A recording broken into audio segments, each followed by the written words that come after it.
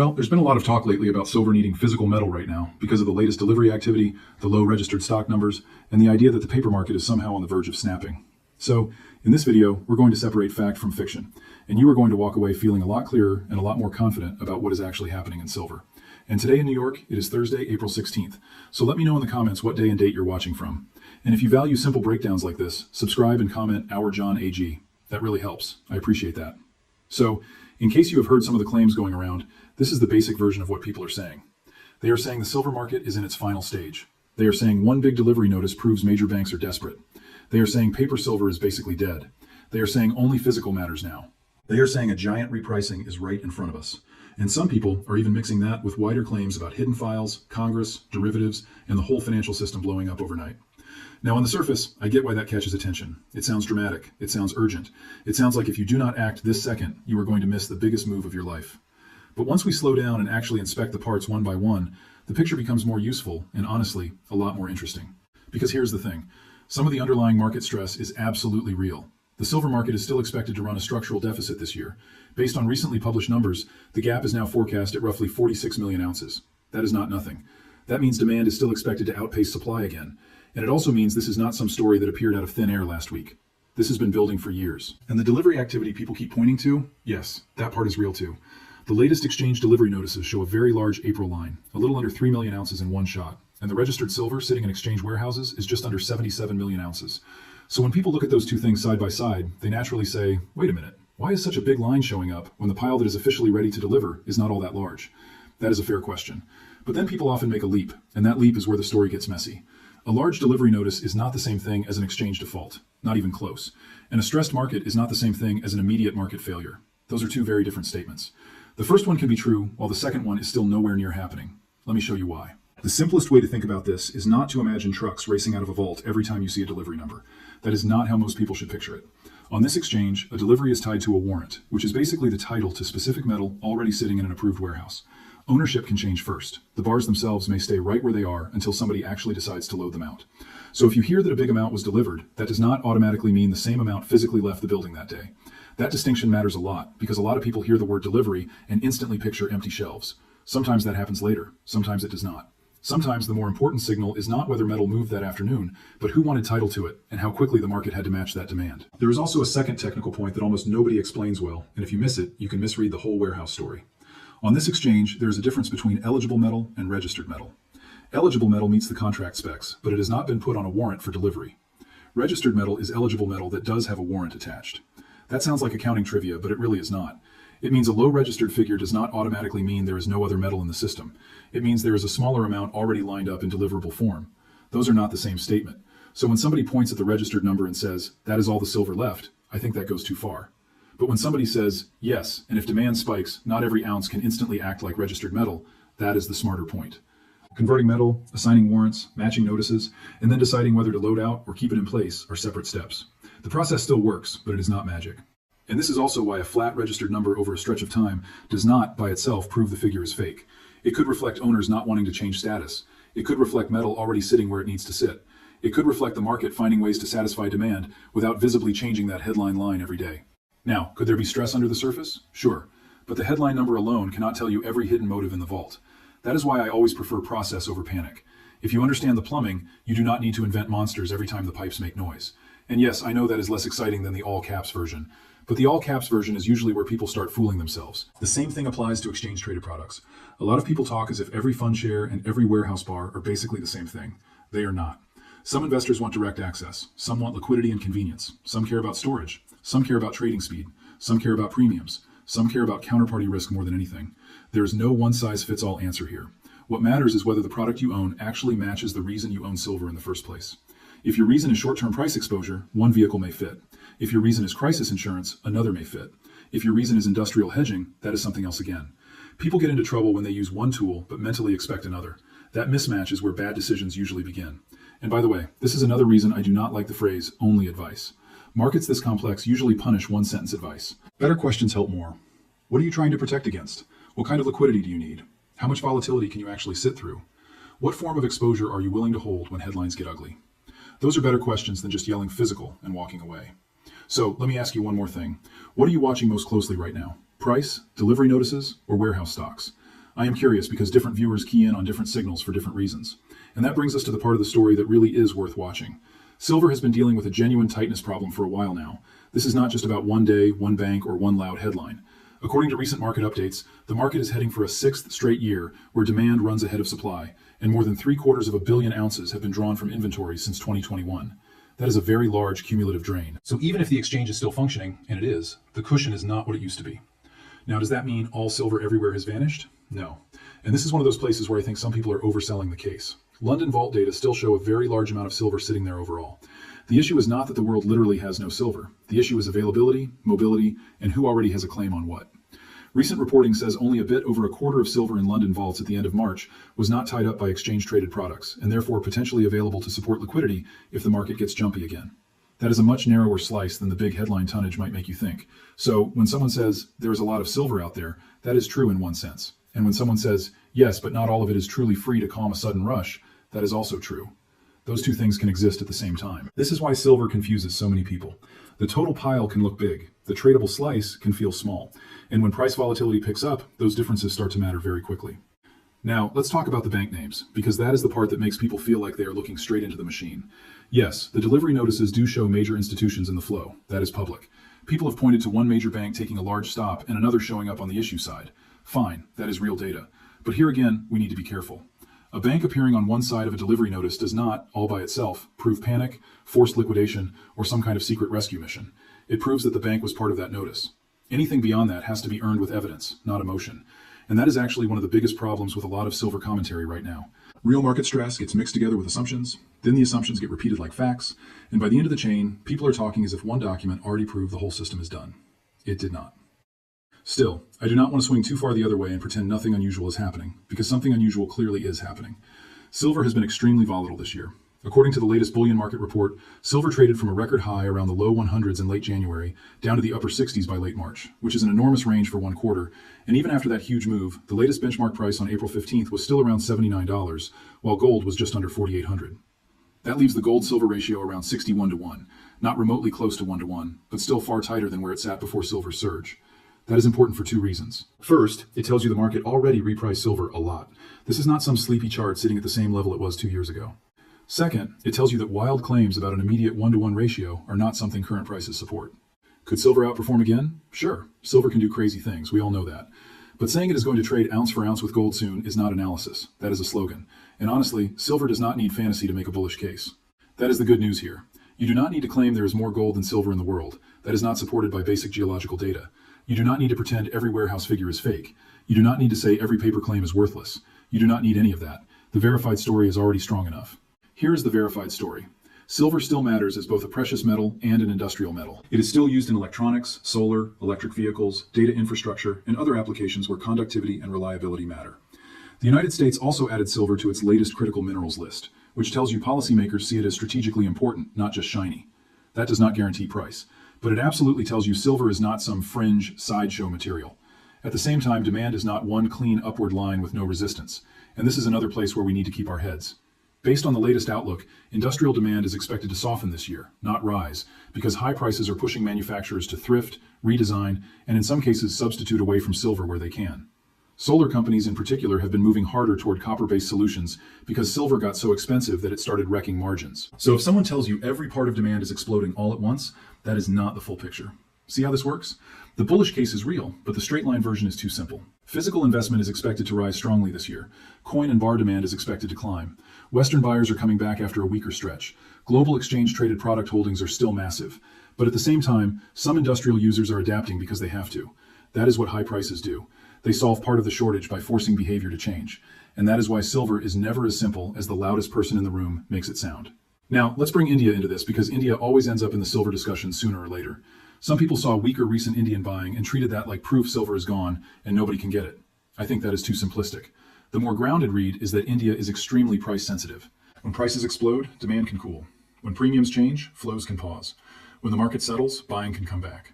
In other words, lower demand for a period does not mean the silver story is over. It means price still matters. And the people who actually need metal watch price just like investors do. The risk, and this is the part the market cares about, is what happens if Indian demand wakes back up while London liquidity gets tight again and exchange-traded product demand also picks up. That combination is what recent research flagged as the setup for another squeeze. Not guaranteed, but possible. And that is a much more serious point than pretending every soft month in India proves the vaults are empty. So let me pause here and ask you something. Do you think silver is in a real repricing phase now? Or do you think this is still mostly a volatility story with a lot of emotion layered on top? Let me know in the comments, because where you land on that question changes how you interpret everything else. Now, there is one more category of claim we need to clean up, because the competitor material did not just stay with silver.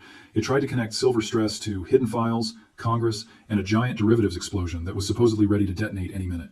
This is where I think the whole argument loses discipline. The silver market can be tight without every unrelated theory being true. The derivatives number people keep shouting is also badly exaggerated. The actual benchmark data from the Bank for International Settlements still show an enormous over-the-counter derivatives pile, yes, but it is around the mid-hundreds of trillions, not the cartoonishly larger figure people throw around for shock value. Huge? Yes. Magical apocalypse number? No. Same thing with the claims about unreleased Epstein material. Whatever people believe politically, the narrow factual point matters here. The Justice Department says it already published millions of responsive pages at the end of January, and both the department and the FBI host Epstein-related material online. So the simple line that nothing was released is outdated. If somebody wants to make a broader argument from that material, fine, but that is a separate conversation. It is not proof that a silver delivery notice means Congress disappears tomorrow. And I know that sounds obvious when you say it slowly, but in the middle of a hot market, people stop saying it slowly. Everything starts getting fused together. Silver is tight, therefore everything is fake. One bank shows up on a delivery report, therefore the market is finished. A government file exists, therefore price suppression is ending next week. That kind of thinking feels powerful because it connects dots. The problem is that some of those dots do not belong on the same page. So I want to pull us back to what actually matters for silver. What matters is this. The market has been in structural deficit for years. Above ground cushions have been drawn down for years. Liquidity has tightened badly at times, especially in London. Physical investment demand is picking up again. A lot of industrial demand remains sticky, even if some sectors are trying to reduce silver use. Silver has already had a historic run, but the market is still volatile enough to scare both bulls and bears on the same week. And the exchange is still functioning even while these stress points remain visible. That last part matters because some people seem to think the only bullish silver story is total breakdown. I do not agree.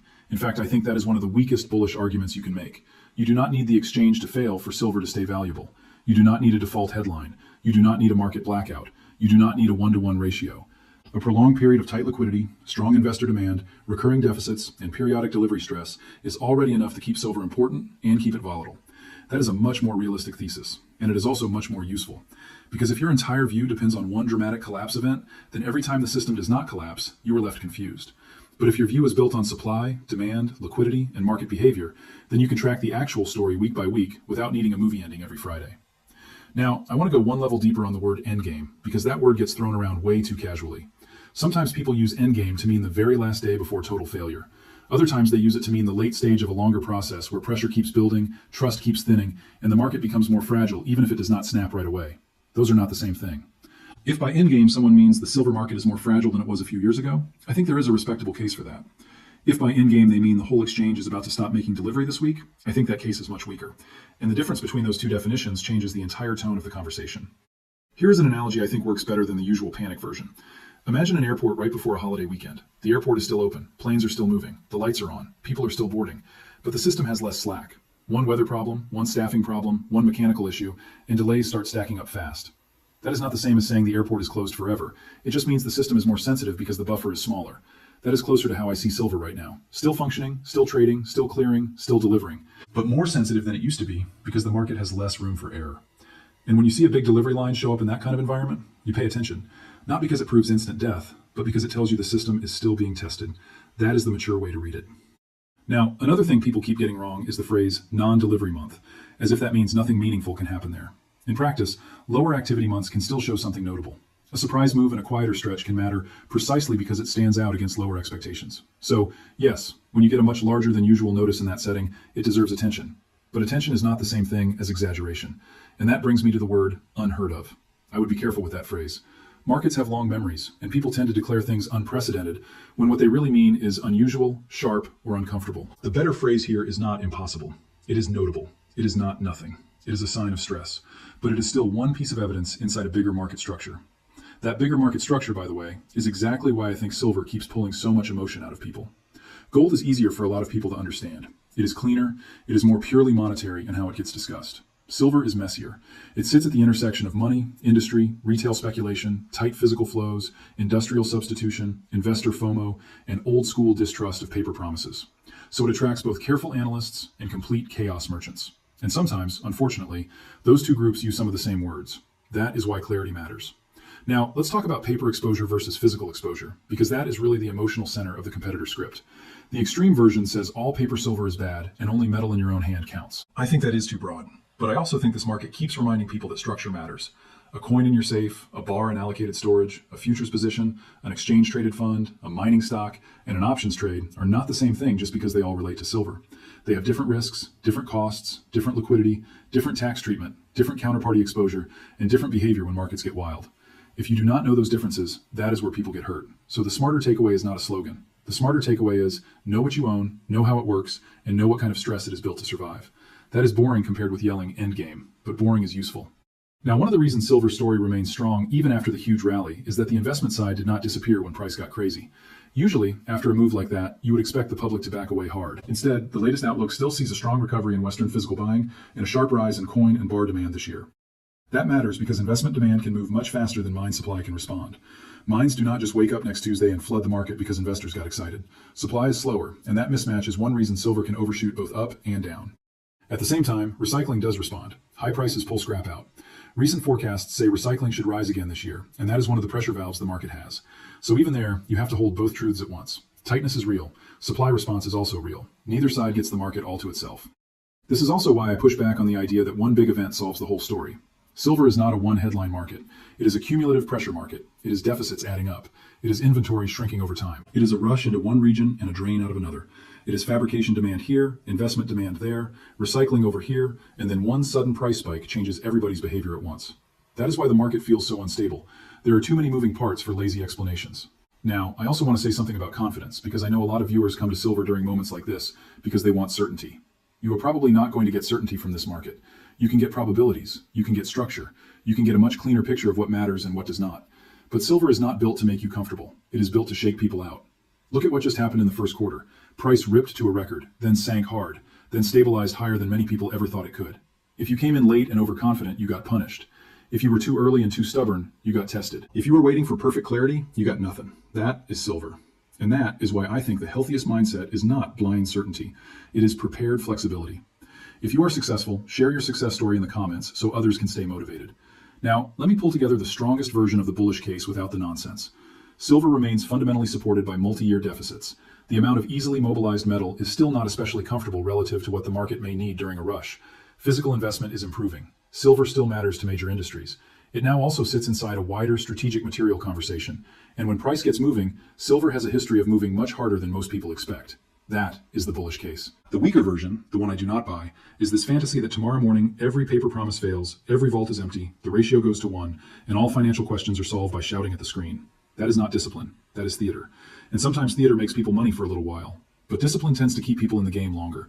So where does that leave us right now, as of Thursday, April 16th in New York? It leaves us with a silver market that is still hot, still sensitive, still structurally tight, and still very capable of violent moves in both directions. It leaves us with a recent delivery event that deserves attention. It leaves us with registered stocks that are not huge. It leaves us with a London market that may have improved from its worst squeeze point, but is not exactly swimming in totally free liquidity. It leaves us with investment demand that is helping support the market. And it leaves us with plenty of people who are taking a real story and stretching it past the point where the evidence can carry it. That, to me, is the honest read. Now, if you were wondering whether this means silver has to go straight up from here, no, not necessarily. In fact, I would be careful assuming that. This market has already shown it can overshoot and then punish people who chase too late. High volatility cuts both ways. Profit taking is real, demand destruction is real, industrial substitution is real, scrap response is real, and if broader risk markets wobble hard enough, silver can still get dragged around because it is not just a monetary metal, it is also an industrial one. That is why silver bulls and silver bears can both find evidence. The bulls point to deficits, tight liquidity, critical mineral status, stronger retail buying, and the fact that silver already proved how explosive it can be. The bears point to softer industrial demand, substitution pressure in solar, the easing from the worst part of the London squeeze, and the danger that a lot of the investor rush was emotional and therefore reversible. Both sides have real points. The question is, which force dominates next? And for me, the most important thing is not pretending one side has every answer. It is watching the signals that actually change the picture. Are exchange stocks still getting drawn down? Does London liquidity tighten again? Does Indian demand come back with force? Do exchange-traded products start pulling more metal? Does recycling rise enough to take pressure off? Do industrial users manage to substitute faster than expected? Those are the kinds of questions that matter, not whether the loudest commentator can stack the biggest pile of dramatic words in one sentence. And if you stick with those questions, you will stay a lot closer to reality. One more point, because this one gets missed all the time. Silver's usefulness is exactly why it behaves differently from pure fear trades.